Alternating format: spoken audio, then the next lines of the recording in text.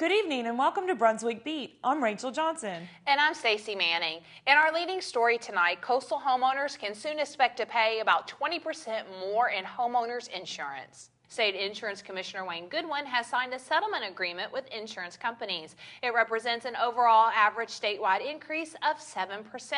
The increases take effect July 1st. The settlement includes a rate increase of 19.8% for beach areas and 8.6% of inland coastal areas, including Brunswick County.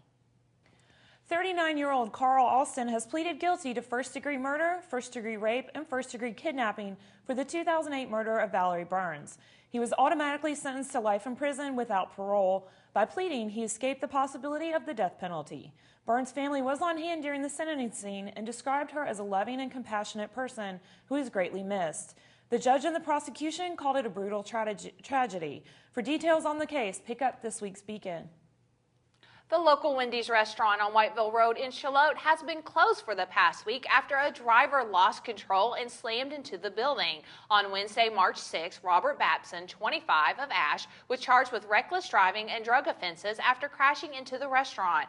A restaurant employee was taken to the hospital and the building sustained significant structural damage. Babson was charged with driving left of center and reckless operation. He was also charged with felony possession of heroin and a 1 misdemeanor count of possession of drug paraphernalia, and possession of synthetic contraband. Tara Johnson of Leland faces charges after investigators say she left a dog locked in a cage without food or water for several weeks. An Australian Shepherd mix was found alone inside a foreclosed home in Leland on February 22nd. According to officials, the dog was locked in a wire crate, severely dehydrated and malnourished. His body was beginning to shut down and his back legs weren't working. The dog was taken to the Brunswick County Sheriff's Animal Protective Services, where he received medical attention and is recovering. Johnson has been charged with 1 count of cruelty to animals, namely intentionally depriving the animal of sustenance, and 1 count of abandonment of an animal. Fishing boats lining the docks along the Lockwood Folly River are a common sight in Varnamtown, where time seems to stand still. But just like everywhere else, Varnamtown hasn't been immune to the changes in the economy or the time of year when boats along the docks are idle. On a recent March afternoon, the only seafood stirring was that of Jason Lewis and Stephen Galloway, who glided up to the docks aboard Lewis's boat to unload freshly caught sea mullet, also known as whiting. You can read more about Varnamtown and lots of other stories inside this week's Beacon. Now let's head over to advertising representative Jim Cochran with the weather and surf report. Hey Jim, how's the weather shaping up?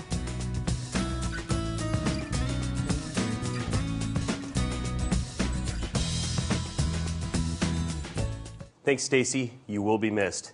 It looks like this weekend will be in the mid-60s with partly cloudy skies. Temperatures will continue to rise Thursday and Friday, with highs expected to be in the upper 50s. Enjoy the weather on Saturday and Sunday, as Monday will most likely be cloudy with the chance of showers with clouds lingering into the midweek.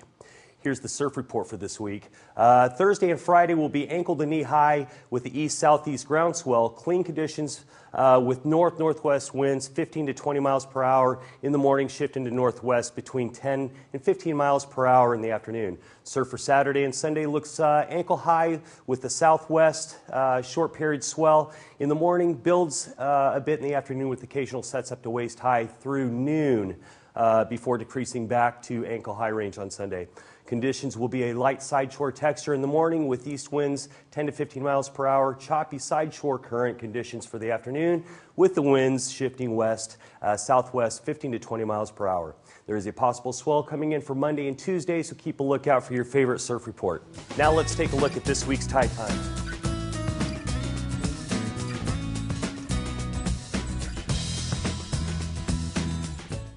Now let's get back to Rachel with this week's sports report and have a wonderful St. Paddy's Day weekend. Be safe and stay classy, Brunswick County.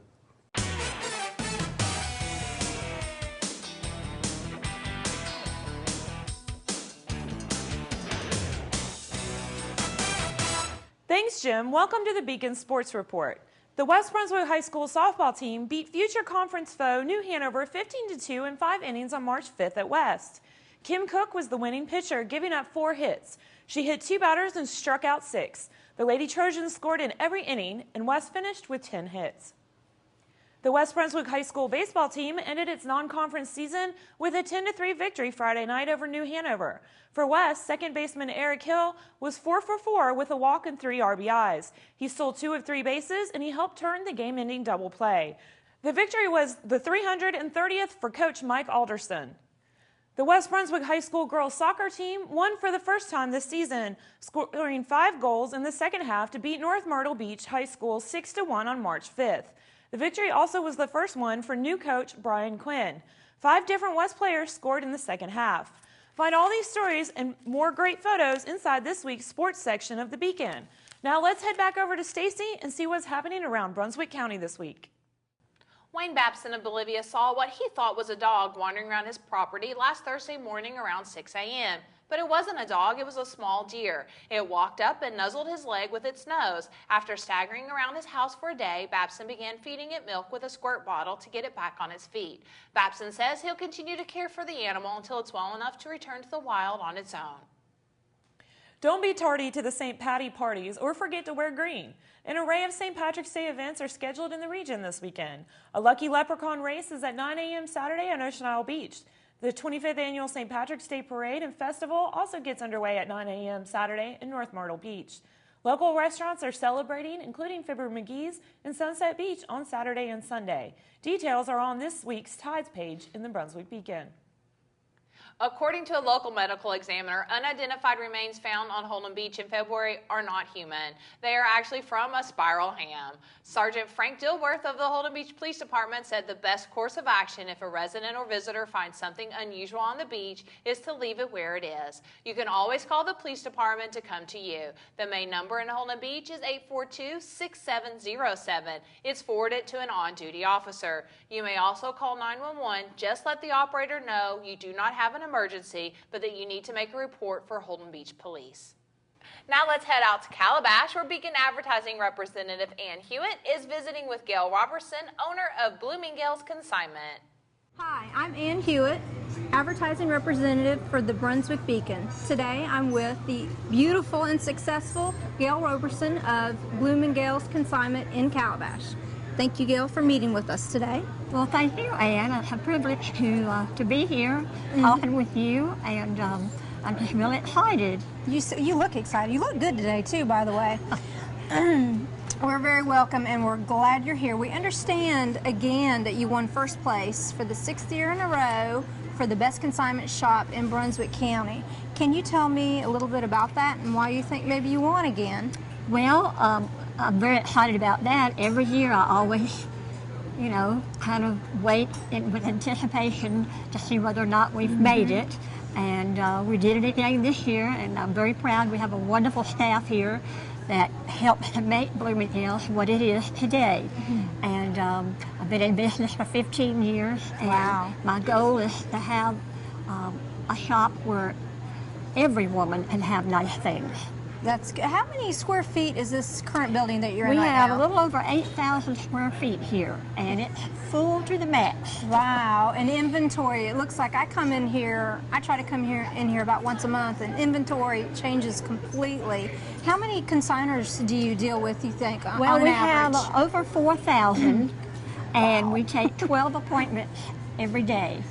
So that's quite a turnover, and if you don't find something in here today, come back tomorrow. It's a whole new store.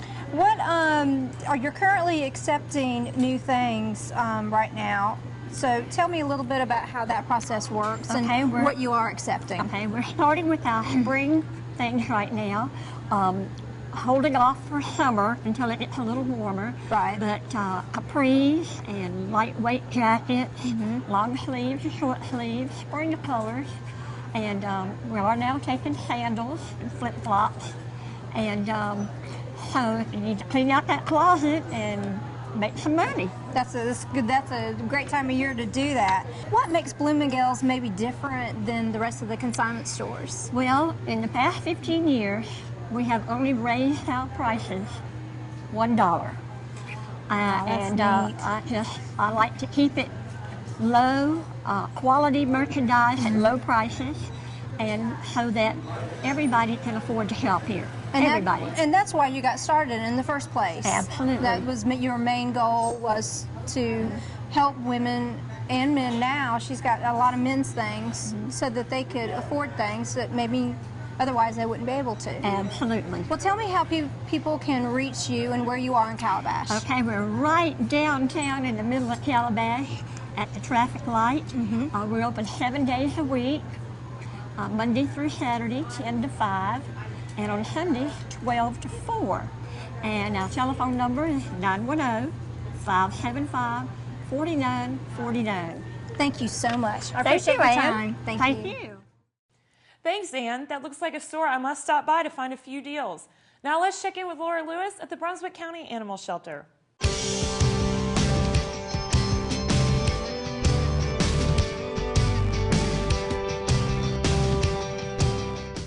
Hi, I'm out at Brunswick County Animal Shelter today with volunteer Cindy Hathaway, and she has a new dog who's been brought in. And what can you tell us about him, Cindy? Well, he's 9 years old, and he is a Chihuahua Pekingese mix. His name is Baby, and he's very sweet. He just got a bath, and he was outside. He liked to walk around and smell things.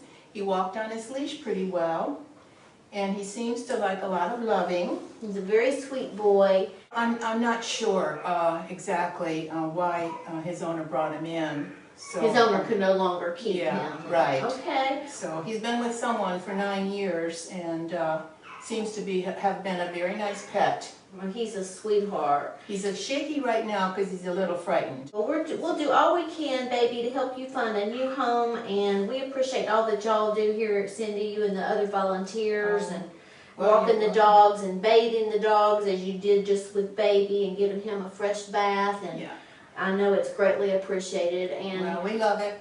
And we would just love for the public to come out here and meet with all the dogs and cats available for adoption. And they're open 6 days a week, and they would love to see you, and they would be happy to help you find a new dog or cat. And thank you, Cindy. You're welcome. I enjoyed it. Thank you, Baby. That's all the time we have for tonight, and as we close out, I'll say goodbye for a final time. This is my last broadcast with Brunswick Beat. I'm signing off here and as managing editor of the Brunswick Beacon on Friday. I'm leaving to pursue a new career opportunity in Wilmington. Thank you for watching Brunswick Beat. We've been working on some changes to the show, and we think you'll like what's being planned for the future. Hey, and don't forget, you can check out all these stories that we've talked about tonight and much more in this week's Beacon. If you have comments or suggestions, you can email brunswickbeat@brunswickbeacon.com. Don't forget to follow the Beacon on Facebook and Twitter. Just search for Brunswick Beacon. Thank you for joining us, and don't forget to tune in next week for a brand new edition of Brunswick Beat, Brunswick County's only television news show. We close out this week's show with images from the Brunswick County Sheriff's Office charity fundraiser.